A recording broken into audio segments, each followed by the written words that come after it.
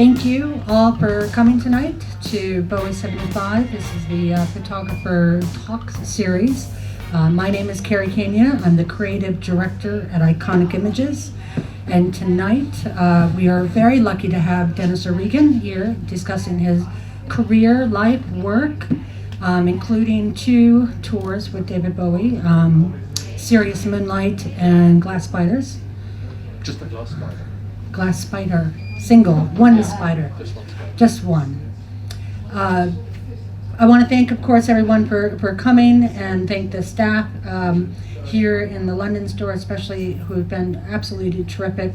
After the event, Denis will be around to sign copies of his book, which is on sale and on display. So we'll move Denis over to the table where you can sit or stand and sign copies.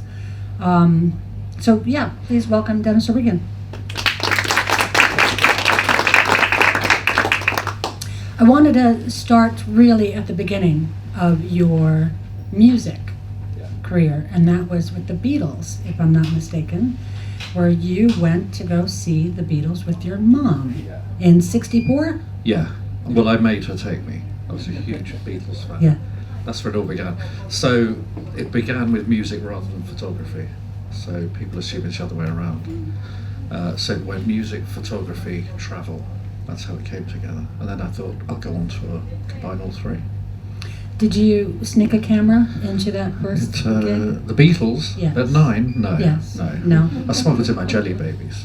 Yeah. Yeah, because they like those. Well, that was more important at the time. Yes. But so I was into music very, very early on. I mean, before that even, a few years before that even. So, and it just stuck with me. Who were the early musicians that you were keen on besides the Beatles? Besides the Beatles, no one at that point really, but I liked a lot of the music that was around.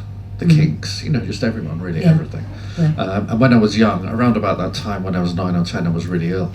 And you couldn't watch music on television really, and there weren't many radio stations that played music. So one of them was Radio Caroline, the pirate station.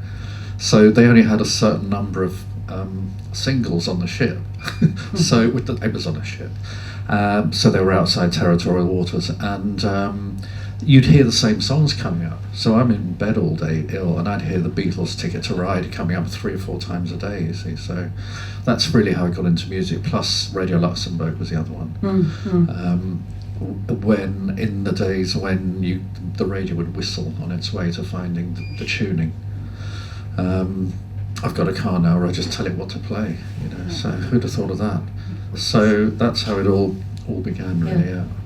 So then it was a while then, it was after school then, before I really did anything else musically or went to see anyone. So that was in the early 70s then? Yeah. And then one of the earliest gigs was? David Bowie. Bowie. Yeah. Hammersmith? Yeah. Yeah. But I'd already seen Elton John, Gary Glitter, Rod Stewart, The Stones, Alice Cooper. I'd seen a lot of people then in the early 70s. Everyone who was sort of anyone. I went Elton John, went to see them all. And my nearest venue was the Hammersmith Odeon, to where I lived, where I grew up. So that's where I went to see everyone that I could. At what point did you start taking a camera?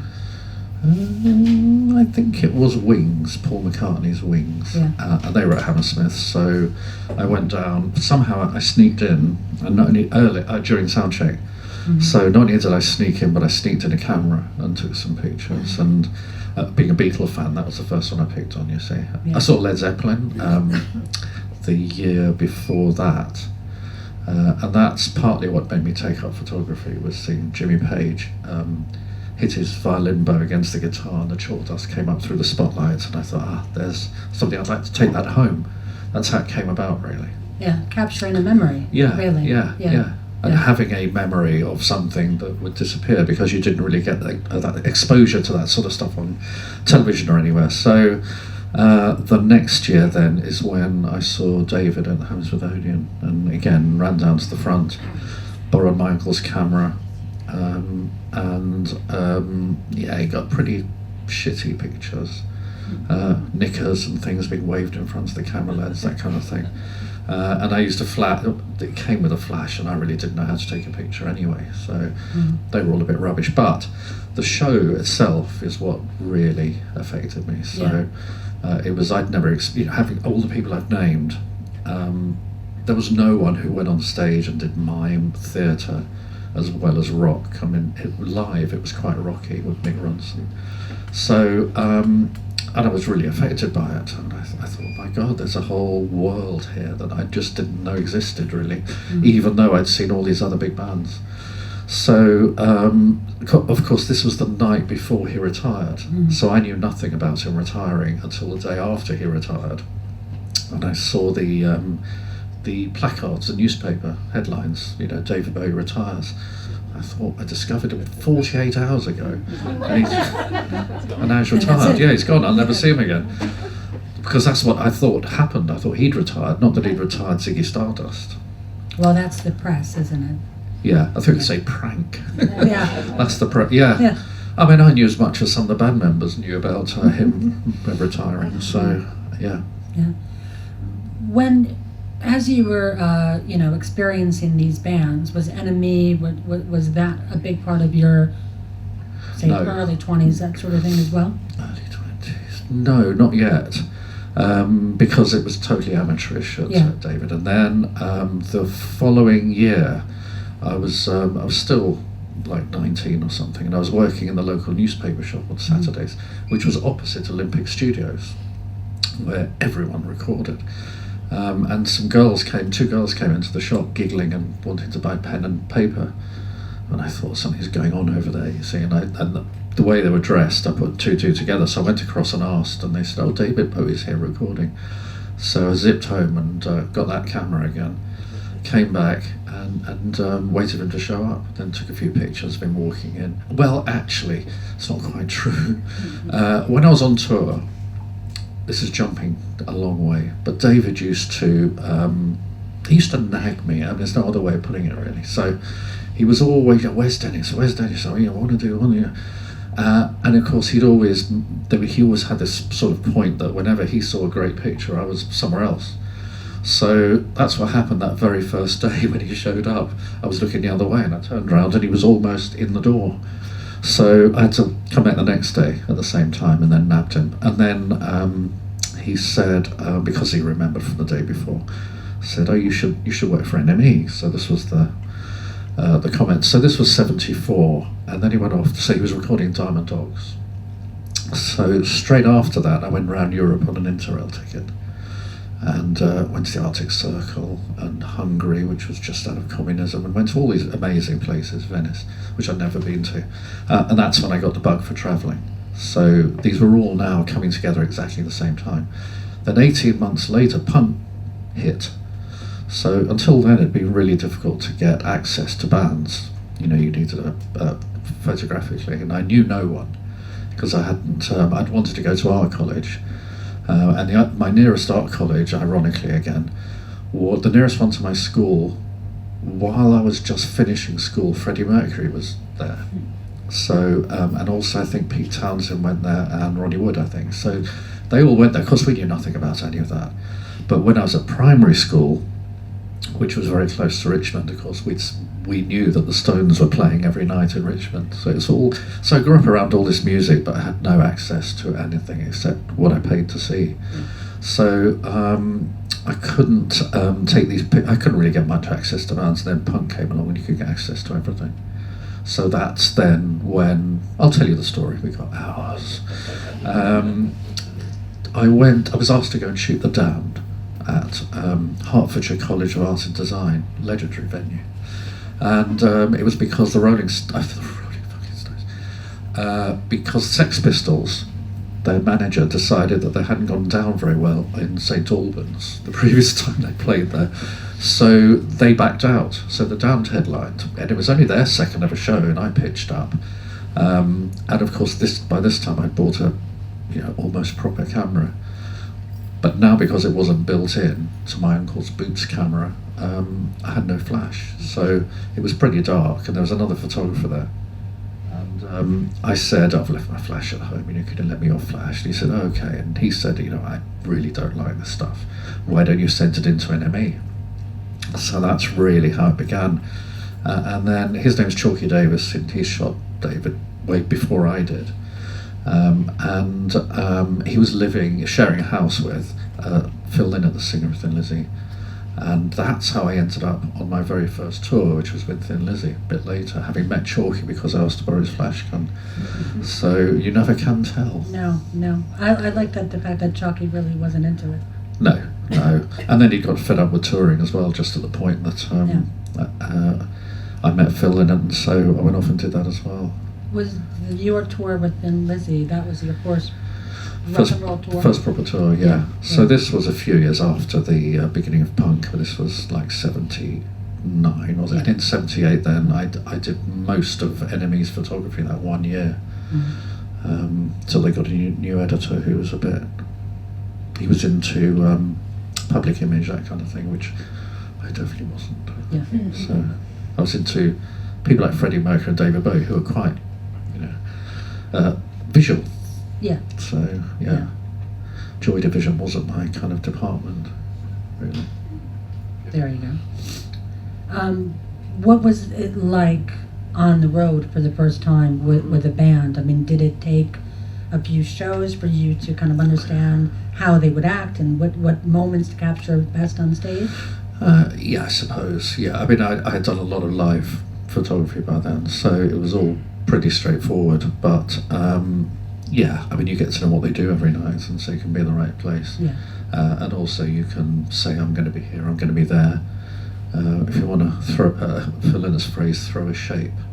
So, yeah, but I just really, really enjoyed it. Live music to me and live audiences are the best thing ever. Yeah. When you're between the band and the audience, you got the best of both worlds. And then when you go home with a record of it too, it's not bad. Oh, and you get paid for it. And you get to travel. Yes, and you get to travel. Yeah. Were you allowed everywhere at that point? I mean, was there you could go on stage, we all travelled. backstage? Yeah. We travelled together, stayed in the same hotel, hung out together, which is the way it was on every tour I ever did. Who was next after Thin Lizzy? Well, Phil Lynott was a bit upset when I went on tour with the Stones, because I went straight from Thin Lizzy to the Rolling Stones. But again, it was, actually, the Thin Lizzy thing began because, don't wear glasses, there I was at Phil Lynnott's house, as you are, and he said, we're off to Scandinavia next week. So I went, take me along. So he said, would you like to come to Scandinavia? And I said, yeah. So come on. So off I went for 2-3 weeks, you see, and that's how it began, just by asking. But of course, there's more to it than that. So then the Stones cropped up through a series of coincidences, which I'll share with you. So I decided that it was better, with a lot of these bands, to go abroad because there's too much competition and attention in London, and everyone ends up with the same pictures of the same outfits at the same venue, in the same 3 songs, which is all you're allowed to photograph. That's the other reason I wanted to go on tour, was instead of getting 3 songs, shoot the whole show, shoot these people in a way that no one ever gets to see them, which is what happened to David. So I went to Scandinavia, Sweden and Norway, and shot Queen, and then went to America, and so you can edit your stories or you can just tell the whole thing.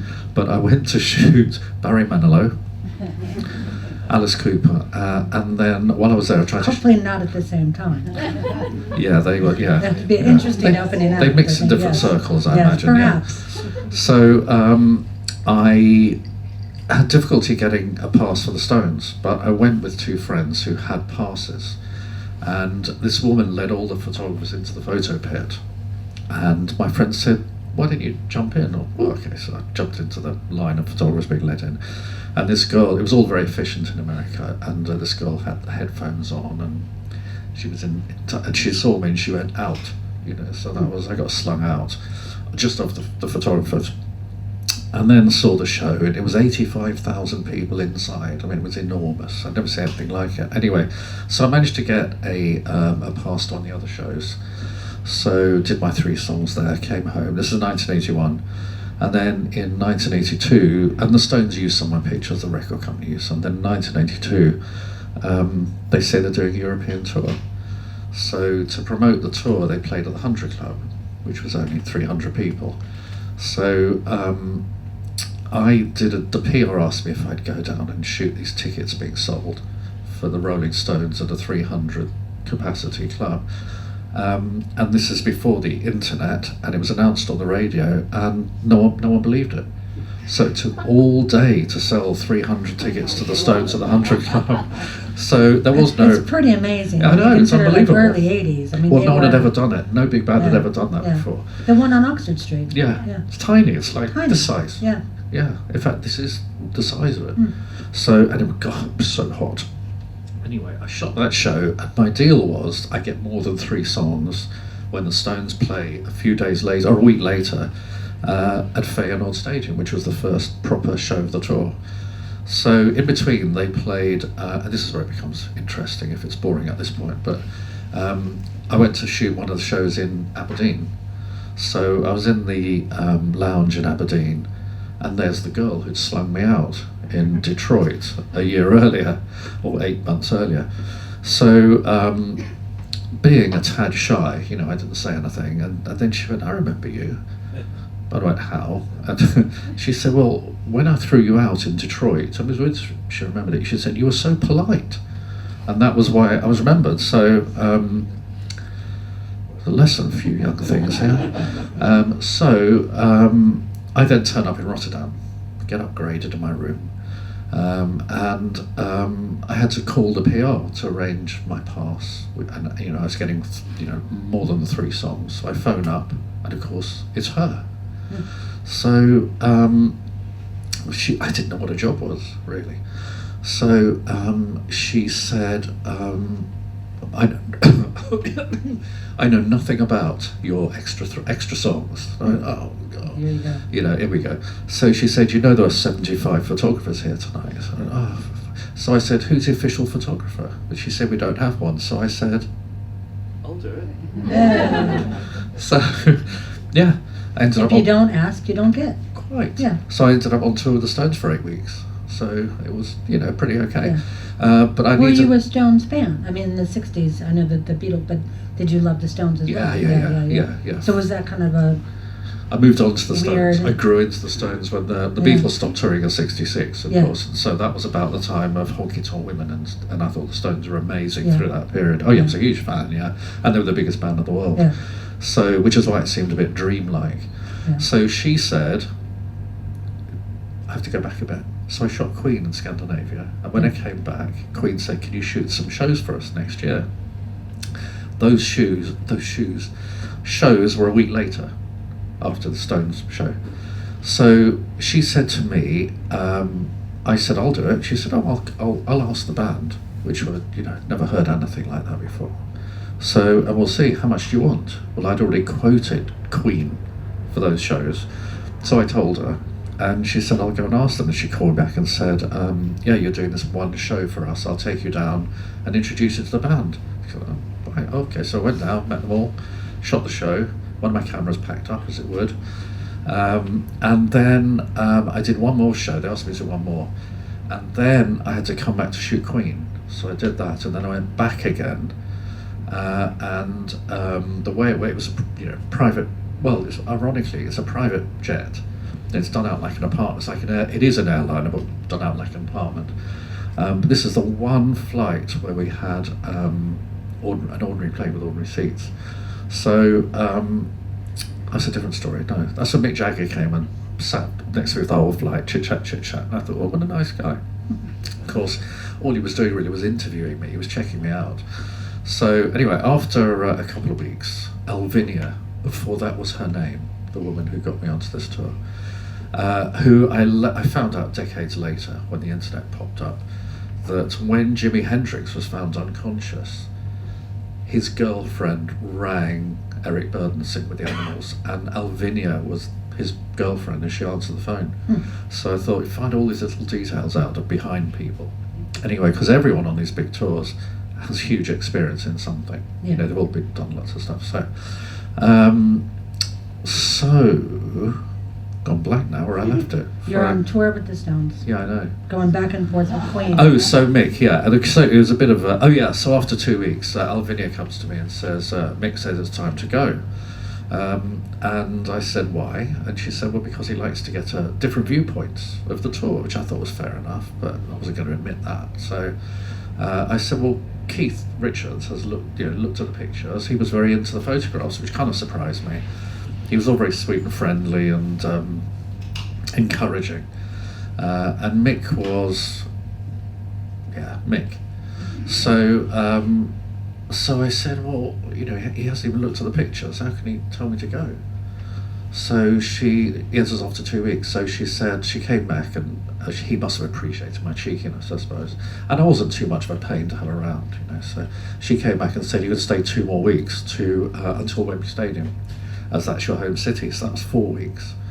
So then at Wembley, I went into Mick's dressing room and said, you said you're going to look at my pictures. He went, yeah. And I said, you said I could stay till you did.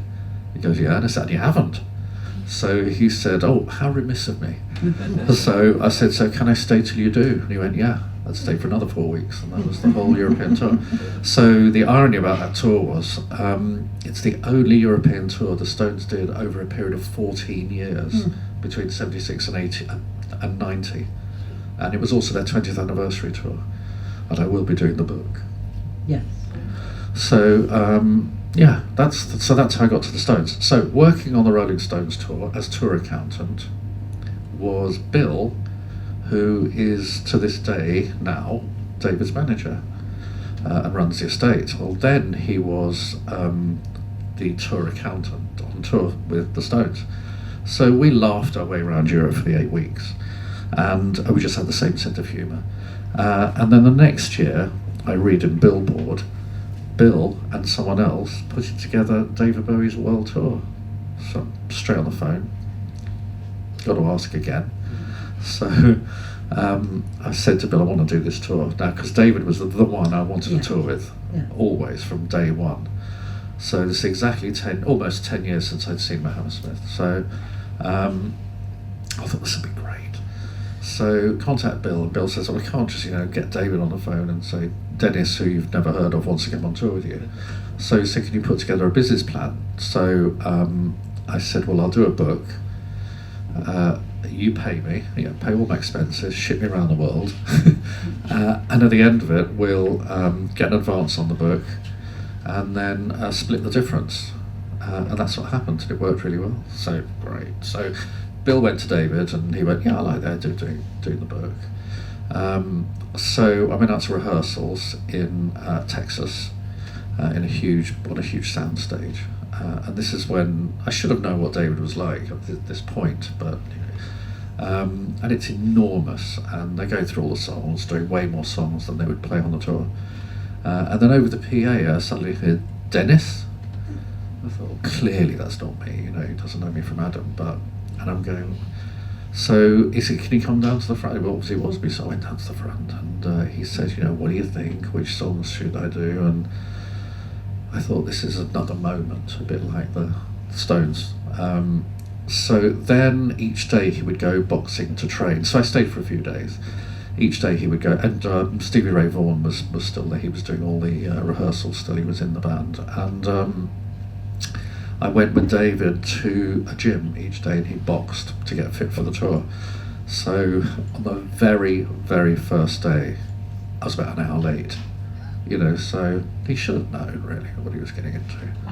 So I went to do that, and I realised, again, in retrospect, in hindsight, that was him checking me out. I was really close to him.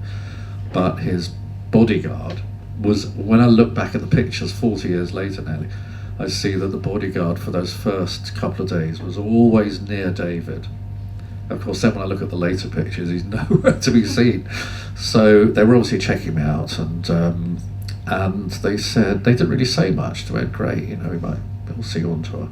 And then what it would have been if it had been a normal tour I'd have done, 7 days. They thought I could do a book in 3 weeks. And I was more of an opinion it might take like 8 months, like the whole world tour, to really capture it properly. So, and I thought David was going to be very, this was this enigma, this mega guy to me. And he'd keep me at arm's length and, don't do this, don't do that.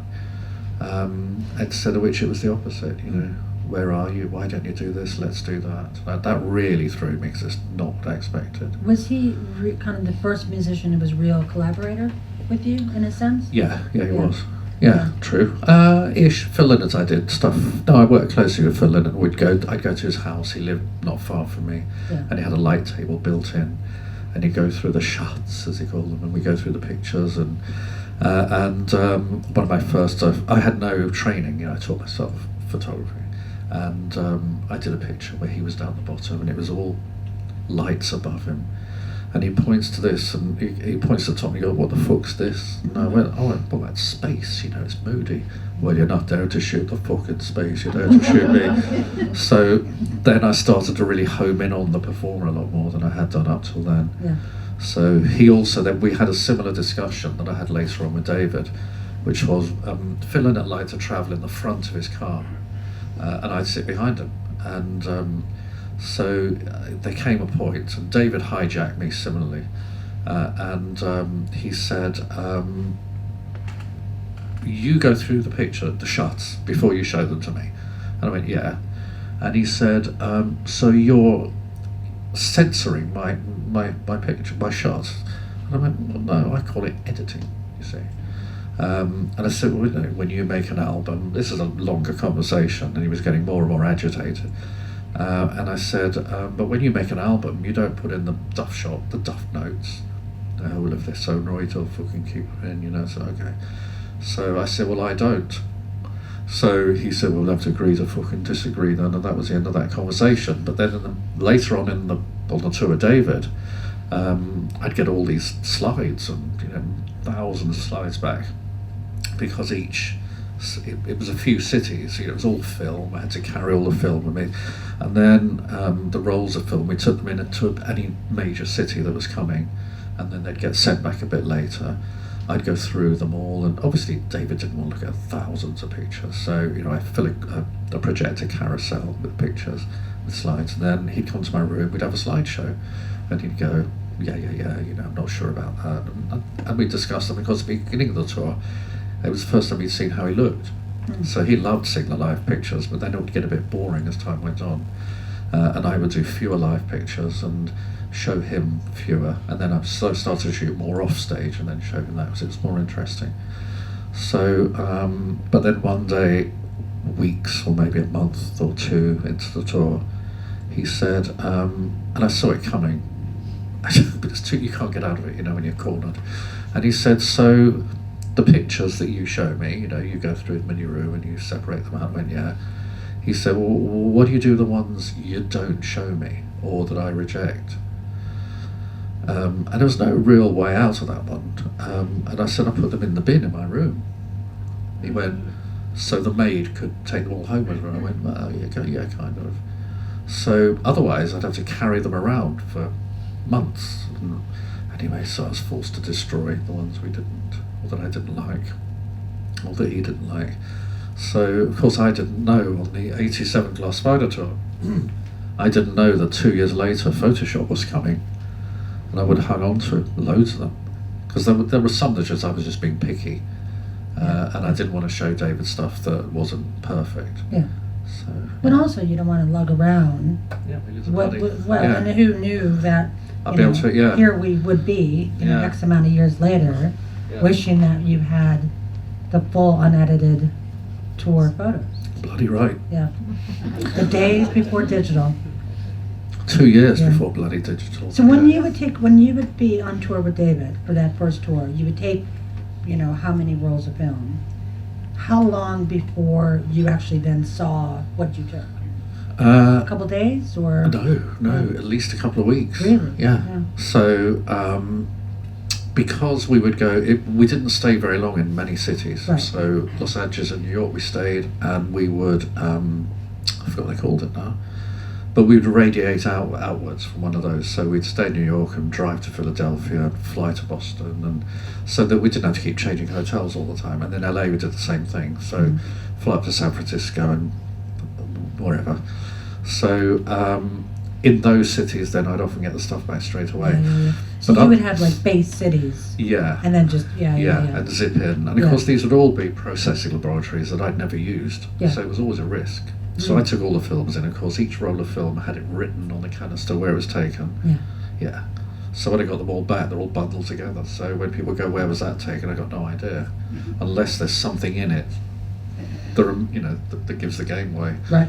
So and with Queen or Freddie Mercury, I have to go on the internet and just search for the outfits, and it's complete pain. But at least it's there. I can use the internet for that sort of thing. Yeah. So so it could take 2 weeks. But the great thing was, the last digital tour I did was Kiss. Another 8 weeks with Kiss, so that was fun. But the difference between a digital tour and an analog tour is that because I would shoot the film at night, loads of rolls of film, stick them in my suitcase and go out and party, and it was fun. Digital, everyone wants to see it the next morning, so I never went out. Yeah, so you literally had to... So I gave that up, sharpish. But it was really good fun, so I only had to spend 2 or 3 nights in on an analog tour like with David, and every other. But then again, on days off, and again I talk to my friends about it. It sounds a bit odd now, but that I complain that on a day off, David insisted I go to dinner with him, which a few years later, like, it'd be great, wouldn't it? David Bowie wants you to go to dinner, but at the time when you're with someone every day, so it's my day off and I want to go out or go out with my friends. This is I'm going out with whoever is interesting, come along and bring a camera. So and then I'd get a couple of pictures, and a lot of the photographs that are in the books that I do are those nights out, because it's David just relaxed. We're together for the whole evening and there are only like 4 of us, and so I'll do a couple of pictures, and that was a great thing because it had so many different locations. But I mean, I say that the locations were restaurants, hotels, airports, lobbies. Same old story. So hardly anything is ever taken in daylight. Because they're never really out. But I'll tell about another story about David getting irritated with me. But it also shows how lovely he was. And this is when I really found it out. But it was 3/4 of the way through the Serious Moonlight tour, and we're in Japan. And the tour manager comes up to me and says, David wants to see you. Okay, so I go to his dressing room. There are certain things you still picture. So I was sort of going out with the makeup girl at the time, you see. And when I opened the door to David's dressing room, she's behind him doing his hair. And I saw from the look on her face that I was in the doo-doo. So David goes, did you get it? I go, get what? He goes, get out of my sight. Is that the David you've heard about? Because I was a bit shocked. So I did. So that night, I thought, every night, the only person he saw down at the front who he knew was me. So, we'd have a little laugh and a smile. And so for the next 2 nights, I disappeared to the back, which he probably didn't care about, but that was my little protest. So then we went to Australia, and then the very first place we went to Australia was Perth. And then David said, do you want to come out to lunch tomorrow? Yeah, great. So David rented a car and drove, again, 3 of us, out to this sort of nature reserve, ordered a picnic from the hotel, and that was him making up for having got annoyed with me, and I thought that was so sweet. Obviously didn't have to do that. I mean, no one else like him would ever have done it. I thought that was really nice. So the only shock on that day was when he took all his clothes off and had this little G-string on that he then sunbathed in. So it was a tad shocking as well. But those pictures are in my books as well. I was going to say, did those make the edit? Yeah, it did make the edit, but he's as far away as possible in the picture. At least you can see all the rocks and flowing water and stuff, and there's David right in the background standing on the bridge. Getting a tan, yeah. So how many months were you on tour for that first series? 8. Yeah, except we would come home for a week between continents. Yeah. So. And did you publish the book afterwards? Yeah, did it the next. How was that? I went. Was he really involved in that process in publishing that first book? Yeah. He proved all the pictures, obviously. some of which we'd done on tour, some of which we did afterwards. And it came out the next year on Doubleday in America. That was the main deal. Yeah. And it did really well. Yeah. So I went straight off on. David thought I was insane, but the week after that tour ended, I went on tour with Duran Duran. So for another 5 months, having done 8 with him. Yeah. So he thought it was insane. But the very first day, I met up with them, and they did a video shoot in France. And it would last all day and all night. And then they would fly to Germany to do a TV show, and then come back to Paris. And I took Concorde to New York to have a meeting for the book, and then came back and met in Paris, and then we flew straight from the airport to Japan. So it was... Are you lugging your equipment this whole time? Not to New York, no. Okay. And when I got there, of course, immigration said, "How long are you staying?" And I said, "Well, about 6 hours." So it was all a bit strange. So, but at the end of the Cirrus Moonlight tour, then there was a bit in Southeast Asia, where David wanted to go and see some new places. So that was Bangkok, Hong Kong, and Singapore. And then they decided to film a documentary there. So that was the first time, really, that I spent a lot of time with David out and about. But they're beautiful photos too. It was so lovely to be there. So exciting. It was all new to me, new to him. Yeah. And there were so few people around. It was like They're very peaceful. Yeah, tranquil. very peaceful. Yeah. They're lovely. Yeah, so it was fantastic to have done that, because everything else was in the confines of all those touring situations. Yeah. So then a couple of years on the road with Duran Duran. And the Spandau Ballet. And Neil Diamond and the Bee Gees. Neil, well, there you go. Can't say no to Neil Diamond. Yeah. Money is money. Oh, yeah, quite. And, travel's travel, touring's touring. I mean, I loved it all. Yeah. And then how did you get the call to come back to David? Well, in '86 I did Queen's final tour as well, so that was '86, and then David was '87. We just talked about stuff, and I said I fancied, I don't know, it was a bit of a weird tour for everyone, but I said I fancied doing another world tour with David, which was going to be another 8 months, but this one we knew would... Oh, the thing about Cirrus Moonlight is it started off small, and I don't think a lot of people realise that. So it started off at Wembley Arena, which is 10,000 people in London.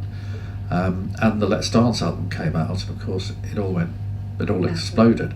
So of course then he went from arenas to stadiums really fast, and did 3 Milton Keynes shows, each of which was 6 Wembley arenas. So he did like 18 Wembley arenas compared to the 1 that he was originally doing. So of course the tour became huge, and he was really happy, and he had fun, and it was amazing, obviously, for everyone involved. But then by '87, he'd made his wedge.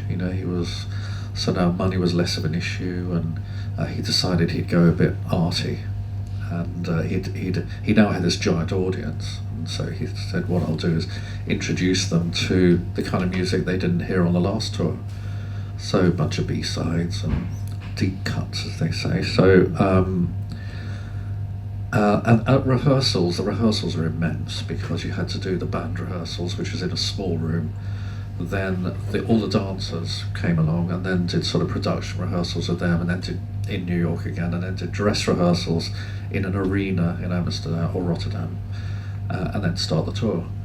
So, which again started at Feyenoord. They had all these tours have a sort of pattern, which is 65,000 people. So, the first night was huge. And David was really, really happy, loved the album, Never Let Me Down, and rehearsals he was talking to the band about, this song's about this, and this is about this. He had the stories behind each of the songs.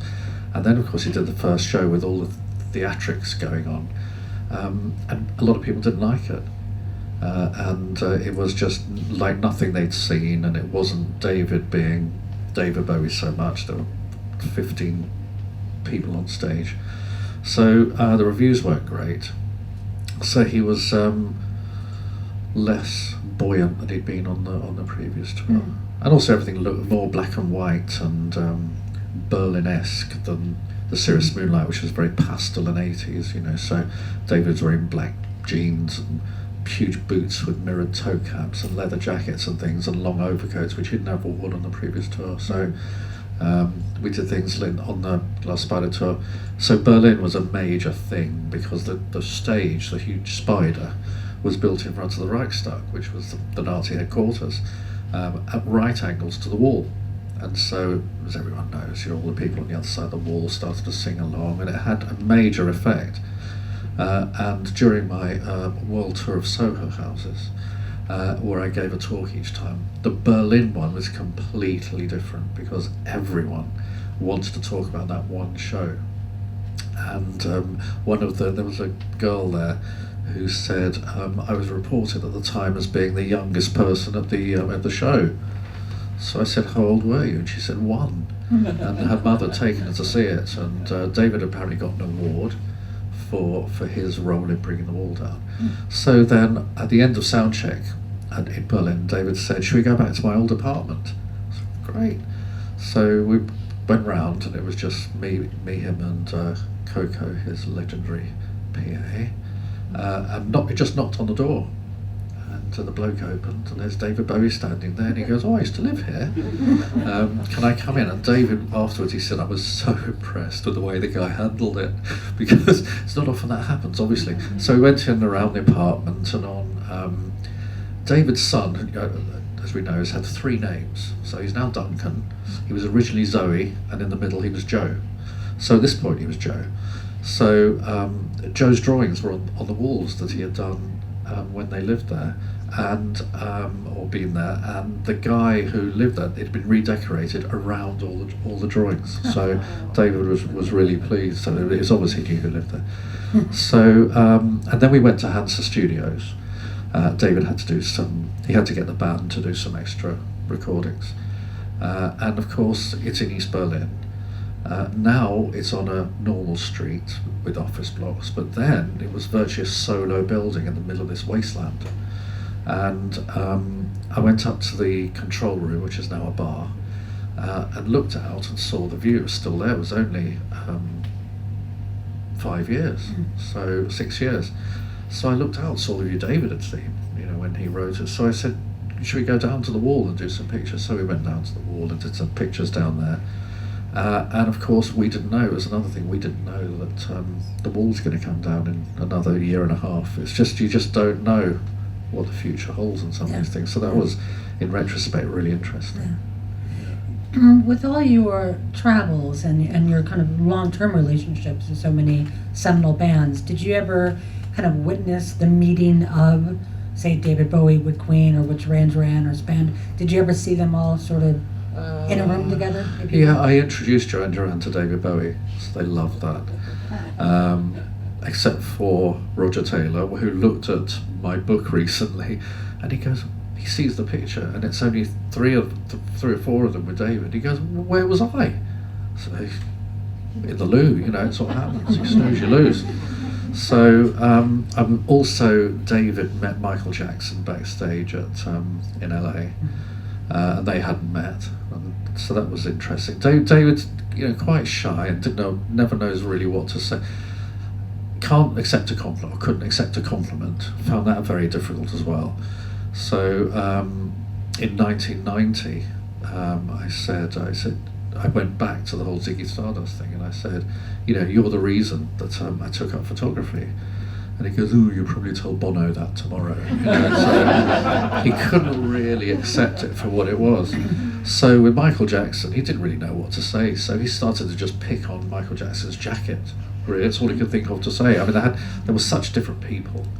And on the way up the stairs, I passed Prince, who was on the way down. I did take a picture of David with Bette Midler, who's his old chum, and Michael Jackson, and Cher's sister. It's just a shame Prince, wasn't going to be in the picture. So after the second tour with David, did you guys remain in touch, and then how did you? Not so much. I mean, it was a surprise to me that I did the second tour, because David was famous for moving on, as we all know. So he would do this and do that, and so he would have done Mick Jagger on a bigger scale and just go, well, I need another viewpoint the next time. But I did hear the phrase, better the devil you know. So he knew me, and so it made it really easy for him. And he's much easier for me because now I knew him much better. Whereas on the first tour, I had to get to know him just because even though you're around each other all the time, it's it takes a while to reach that point where they're totally at ease and where you can tend to just disappear. So like Friends on Holiday, everyone does a snap and no one cares. It was a bit like that in the end. So then I did some stuff in 1990, which was the next tour, the Sound of Vision tour, and it was at the announcement, the press event for that I told him about Ziggy Stardust, and I did bits of that, but that was it really. I think it's fed up with me by then. So I'd spent sort of 16 months with him day in, day out. It's a long time. So yeah. But of course I ended up taking more pictures of him than any other photographer.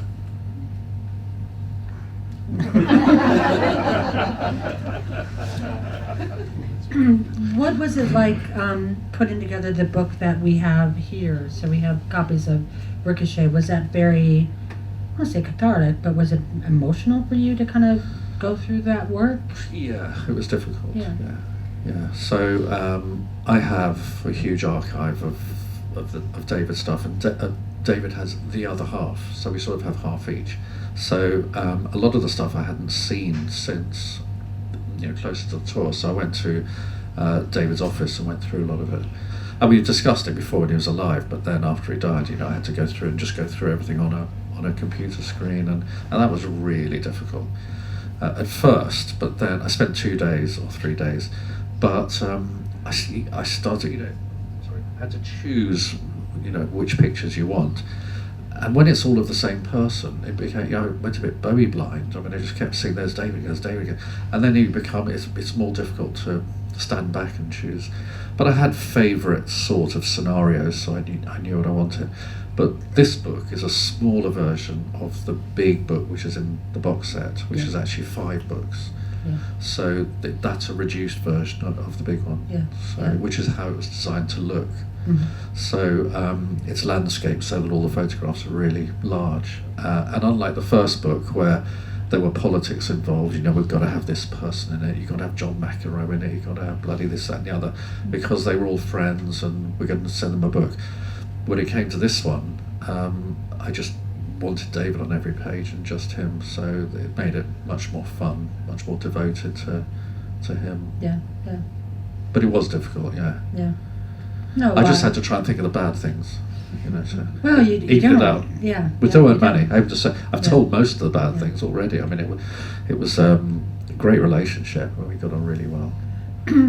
Thought maybe we should open it up for questions for Denis. We can talk about, obviously, David, but his work with Spandau, Neil Diamond. Yep. Did touring and photography, how did it affect your personal life? How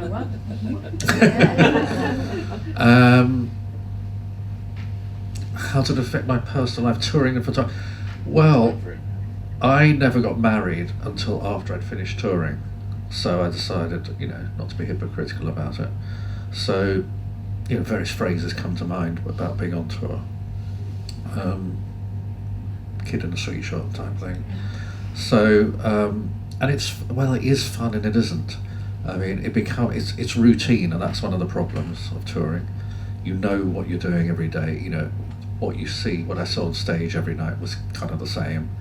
And I tried to vary it according to the venues. And if there was a really interesting venue, I'd go behind the stage and capture it another way. But personal life, I didn't see my friends, which I found difficult after a while. I just wanted to go out and have a drink by the river on a sunny day. Not be stuck in this hotel, going to this huge venue and being stuck there all afternoon before the show. I mean, a lot of it really is tedious. Less tedious now because you've got so many other distractions, social media, streaming, etc. But we had nothing. So when you got back to your hotel, especially in America, where any Americans here, by the way, there must be one. Just me.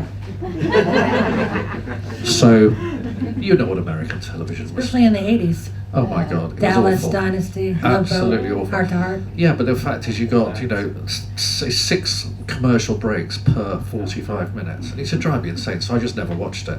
So then there was nothing to do. So everyone would go out and there'd be parties in the hotel, etc. Not wild parties the way people always think they are, but just partying just because there was nothing else to do. So personal life was quite fun, yeah, most of the time, to answer that question really. It wasn't really connected to photography too much, but you have different lives on tour, and also there are 25 of us, let's say, including David and the band. So on the Serious Moonlight tour, that was like 10 people, because they had percussion and things, 10 or 12 people. Then you had the accountant and the security and the tour manager, the photographer. So that was us 25, and we did everything together. We were always in the same hotel. Quite often we had to go out to dinners. It was always us again, which became really difficult. So it's not what it's cracked up to be sometimes. That's why some people, Freddie Mercury hated touring. So he loved performing but hated touring. A lot of people really hate it because they miss, it depends how old you are as well. I mean, it's great when you're young and you're going out and getting everything done. But when you're just slightly older, then even just in your 30s, then it's a different story really, especially when it's not new and you've been doing it for years and years, which is why then bigger bands, if they can afford it, everything's done in luxury, because it's the only way to offset the boredom really. Well, that's why like Vegas residencies are so popular, because it's touring without touring touring. one place. Yeah. Which You just perform it, you get up, you go to your gig. Yeah. Perfect. Which is what I wanted to do with Prince. I wanted to do a book of him at the O2, the 21 Nights. But he kept umming and ahhing through his PR. Oh, I don't know what to do, meh. And then it came to the first show and he said, I'm not going to have it photographed. And then when he performed, he asked the audience not to photograph it either. So that was a real shame, because that would have been great for that reason. I could have gone on tour, stayed in London. I mean, the O2 is like Mars, but even so, it's easier than touring. So touring is, so it's good and bad. It's great. I mean, after a while, you're not with David Bowie. It's just David. It's just you're all in the same boat. Literally sometimes, but you're all just together. It's very equal. David obviously has a bigger room, or as Roger Taylor. So Freddie Mercury, as he would though, Freddie's slightly different. We were in Budapest, and Freddie had the president. There's only one presidential suite, and that's the way it works. So Freddie had the presidential suite, this gigantic terrace overlooking the Danube, and of course it was just after. It wasn't that long, still after communism, and Roger Taylor comes into the room. It just made me laugh. And he said, "This is a big room, Fred." And Freddie says, "He said, well, darling, in the People's State," he said, "all rooms are equal." And Roger Taylor goes, "It's a fuck's sight more equal than mine." So, Question? I've seen a picture that you took of David Bowie and Freddie Mercury backstage at Live Aid. What's the story there? I heard there was some tension going on between them. No, I don't think so. No. I think the tension was when there was definitely tension when they recorded Under Pressure. Right. That's probably the confusion, because David mentioned it to me, and not in glowing terms really. Because again, Queen are really 4 major talented people.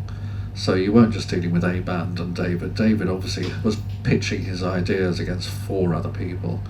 So I think he probably found that a bit difficult, being outnumbered in that respect. And David was never really in a band.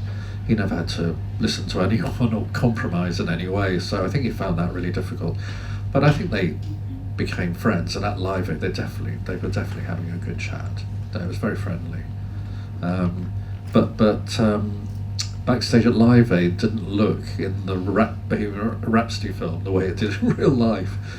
But it was tiny. Again, backstage, actually, yes, again, it was about this size of here backstage at Live Aid. But the weird thing was, though, you had all these mega people strolling around all the time. Paul McCartney and Elton John and George Michael, just all of them, all within this little space, moving around. It was weird. And very hot as well, so, yeah. Did I answer the question? Yeah, I did answer the question, yeah. What's your favourite photograph of David? Don't have one. Well, I have too many, really. But I suppose if I added a picture I love to the sort of emotion behind it, it would be the one that's on the wall at the bottom round there, which is David in 1978 at Newcastle City Hall, because that came between Ziggy Stardust and me stalking him outside Olympic Studios and me going on tour with him. And this was in the NME years, and I asked them if I could go and shoot David, and they said, yeah, you zip up to Newcastle. That's what I did. And it was just 3 songs again, you know, back in those days, and I was crouching in the audience, you know, in the aisle. And I got that picture, which I just loved, and of course I lived with it for so long, and it was my one picture of David really that I loved, and one of not very many that I'd taken between 78 and 83, when I took so many. And then it's really difficult to pick one out after that, because I took so many. But there's one, I mean, you can kind of tell which ones I like by which ones appear. So there's one by the Berlin Wall that I love. Oh, it's that one. And there's one of David in a boat in Bangkok, just lying across the boat, which was 95% of the pictures I took were unposed. It was just me documenting David, whatever he did, that's what I photographed. I didn't say stand here, hold that, move that. But ironically, the one there at the top is taken in, they're both taken in Berlin, but it's in his hotel room, Berlin, and it was really early on in the tour, and David said Helmut Newton, who's a legendary photographer, is coming to photograph David for Vanity Fair, and it's a series of famous people in their bedroom or something. So, but David said that he'd said to Helmut Newton that he could only take pictures if I was allowed in as well to do pictures at the same time, which I thought was so sweet. So I kind of documented the session between the two of them, and of course that is a pose picture, but he's actually posing for Helmut Newton, and the windows to the left, so the light's coming in that way. So, but my favourites normally are the ones that which is mostly are unposed, and it's just me and him. Again, the Berlin Wall, there are only 3 of us there. But a lot of those pictures, it could just be me and him, and all intents and purposes it was. I think that must have been dangerous. I can't figure out how we got right up to the wall, because it was on the east of the wall, and they were a bit touchy and trigger happy, so I'm not really sure how we got away with that. But anyway, if I could remember. Dennis, you know that great shot at Milton Keynes, the crowd scene? The scene you took that? Yeah. You must have been up in quite a height. Yeah, well, it was this thing about boring live shots.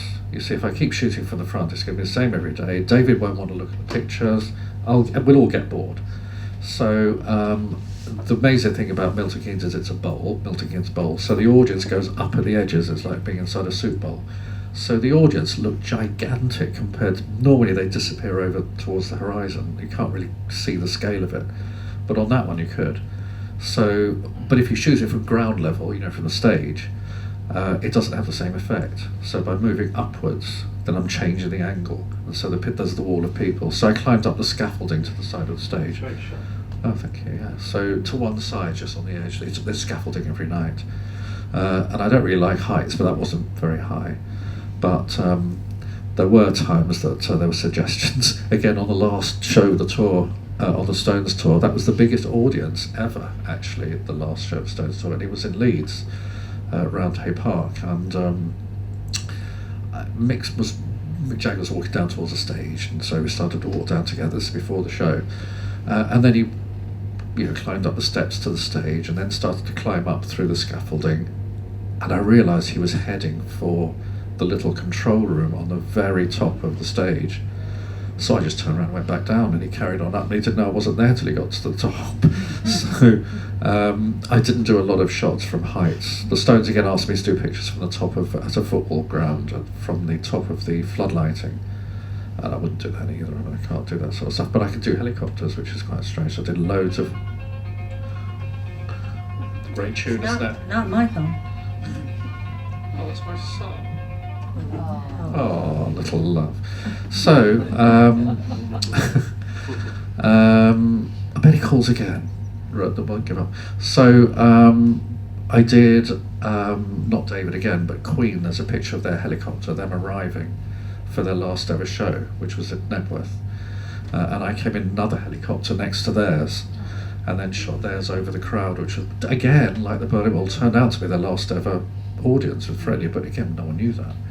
So it's quite weird when you do stuff and some of it becomes a bit historic, and yet you have no idea. And that Queen, I mean, everybody knows that Queen boat because it's a helicopter that says Queen on it. Queen on the outside, yeah. Yeah. So you're never to know that something's going to turn like that picture of Milton Keynes. So what they did was, obviously, when I was shooting, there were pictures like David would say, "Well, keep that one for the book, so no one sees it until the book comes out. We'll use that one for press." Etc., etc. And those ones from Milton Keynes decided would go across to Time magazine. So there were about, I think, 4 or 6 pages of my pictures from Milton Keynes, really. And it looked to the Americans as, you know, this audience is gigantic. And of course, it helped to set the stage for when David toured America. There. Right. When was the last time you were in a pit rubbing shoulders with the one below you, the rest of the photographers? The HP. That's a mean question. Well, Was it The Damned? Yeah. Is it Joy Division? Yeah, no. Well, I am currently the artist in residence at the Royal Albert Hall. So their first ever. And so I have been taking pictures from the front, not in a pit. I have to say, I sort of keep puping. But that is such a mean question. I would say that's true. That your work right now happening at Royal Albert Hall, which you're posting a few on your Instagram, which I recommend people to follow. But you're also you're doing an exhibit at the Royal Albert Hall coming up as well. Yes, I'm doing exhibitions. Yeah. Is it weird? I don't want to say photographing again, but because of the hiatus that we've all had under COVID, going kind of back to work and seeing either live acts or actors, and is that? It's weird going back to the same place a lot. You know, going back to the Albert Hall all the time. So I did some stuff during lockdown because they wanted to, while it was empty and they knew it was going to be empty, they put in a new sound system, they put in new air system, and they did some repairs and stuff, and we did some filming all the way through the hall with ballerinas and poets and all sorts of performers. So that was fun. But yeah, getting back into it was slightly weird. But also it all being the same place because I'm used to being in a different place every night. But when I was on tour, meanie, I used to still shoot from the pit. So still did a lot of stuff from the pit. But I would just kind of wait until after the 3 songs and then zip in on when I had it to myself. So I could tell you, most of my funny stories, weirdly enough, are with the Rolling Stones, which you don't imagine, but there's another one there. I should just do that another time. Another event. Yeah. Do you miss the nitty gritty of touring? And being back there where they misbehaved and what have you, and Parachute thought. do you miss that? Is there anybody where you may be able to recreate that nowadays? Kind of. Would you love to do that again? Would you love to like rewind and be able to take photographs? I mean, I weird enough, after all my moaning, I mean, I go on tour tomorrow. I love it. Yeah. I mean, as I say, it does get boring. As long as it's luxurious enough, then it sort of takes the edge off it. But I really, really enjoyed touring with Kiss. I loved it. Yeah. But it was hard work at night, and also my son had only just been born. And I came home on every day off. So I flew back from Europe and then back the next day and then flew on with them to the next show. It was really, really hard work. And that slightly put me off, but I really enjoy it because it's the atmosphere. It's just shooting a band, I think would get really boring. But it's, as I said, it's that thing about the band and the audience. Well, you get their, you find their real side. Spirits in the photographs when they're not posing in the natural. That's why I actually. Yeah, that's what I really enjoy doing as well. I mean, if it had just been live, I could never have stood it really. But it's Obviously because you can't show all of the photos because it just wouldn't happen, would it? You can't do that. But you can still, in the censored version, you can still get the kind of spirit Yeah. of the actual Yeah. group. Yeah. So to Well, speak. in '83, no one had ever seen David Bowie like that before. No. So Yeah. that was, I mean, everyone got used to it after he died, but also after when I did that book and it was all exposed, and there were hundreds and hundreds of pictures of David off stage and backstage and stuff which had never been seen from one period, one concentrated period. So, but you will get to see the real person. I mean, I didn't take a picture of him telling me to get out of my sight. I have to recite, but you can sometimes tell. I mean, I've seen him do interviews on TV, and I know when he's annoyed just because there were certain mannerisms and he was sort of holding his tongue, and he wasn't happy, and then he would sort of wind the interviewer up a bit by taking them off at tangents and not really answering the questions, etc. But I knew he was annoyed before that. And when I was with the girl in his office going through the pictures for this book, and we looked at some pictures, and there was one picture, and I went, he doesn't look happy there, but to anyone looking at it, he looks fine. And she went, yeah, I can tell. It was That's quite such funny. a privilege to be able to say that. To know someone that well. Yeah. Well, a lot of people go on holiday. I mean, might go on holiday with friends, and people will fall out just in that 2-week period. So turn that into 8 months, and there would be murder and mayhem. Really, I mean, it's quite difficult. And the people on the tour, then, people start to have affairs. Then there are the cliques. So there'll be this group of people that go out to dinner, and there's this group of people that always party. Yeah. Well, and just the stress of traveling. Yeah, I mean, yeah. But travel, it is hard Yeah. work, but Yeah. traveling to me is one of the great joys in life. Yeah. I love it so much, which has also made lockdown difficult. Yeah. I haven't travelled now for 2 years. I haven't left England for 2 years, so. And that was one of the greatest bits of touring, especially in Europe, where you just had a different country every couple of days, and you would always meet people from that country. So when you go on holiday, you don't really meet many people from the country that live there and work there. But when we go, that's who we're mixing with. So it's always really good. It's great in that respect as well. Yeah. Maybe I'll take up travel documenting. Next book. Do you photograph anything other than music? No, not really. No.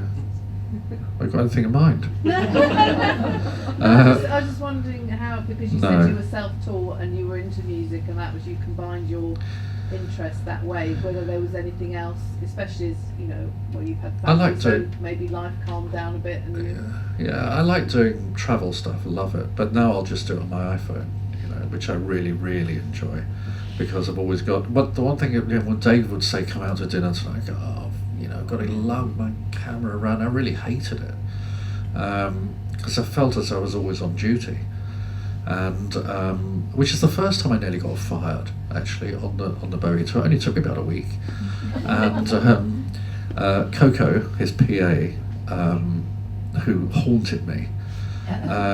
David was, I wasn't used to what David did or didn't do, and of course on tour, on tour everyone has their baggage. You have a luggage tag with a number on it, and the people who move your bags around know who each number is. So there are no names on the baggage because stuff will disappear. So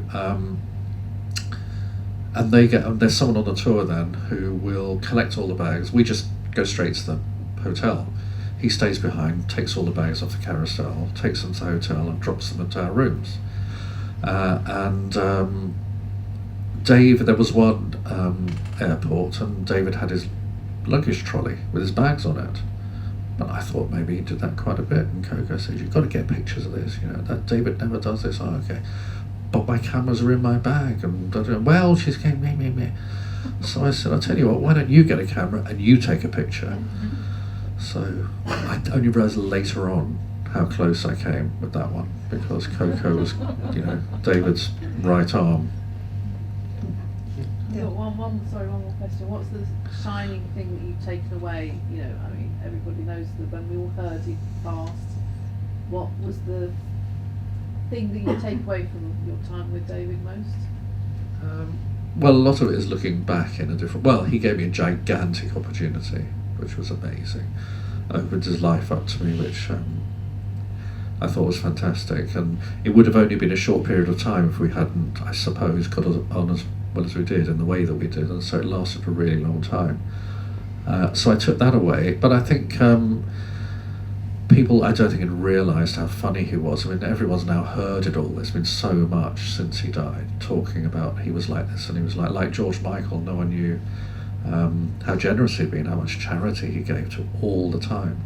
But I knew that George Michael was doing that because there were a couple of charities I knew, and the one condition on which he gave them money was that they never told anyone.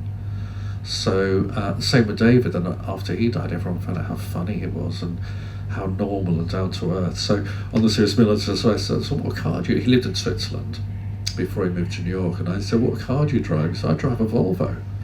You know, so I mean, he was so down to earth. I was really taken aback, and that's, I suppose, one of the main things. Is how human he was for a bloke that's supposed to be from another planet, especially. You know, so he was a very sweet man. I mean, obviously, you've got to be pretty tough to get to that position, but especially when you're on your own. You're not in a band where you can be a bit of a Ringo and get carried along. If you'll pardon me saying so, Mrs. Starr. Don't make fun of my Ringo. Okay. Oh, he's your Ringo. Oh, it's like a English Everyone's language. got a favourite. Well, as people go, there was some people I knew, they'd sold their huge company. One of them hadn't done very much, and someone said, yeah, he was the Ringo, you know.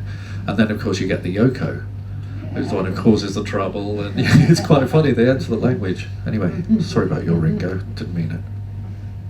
Can I ask a quick question?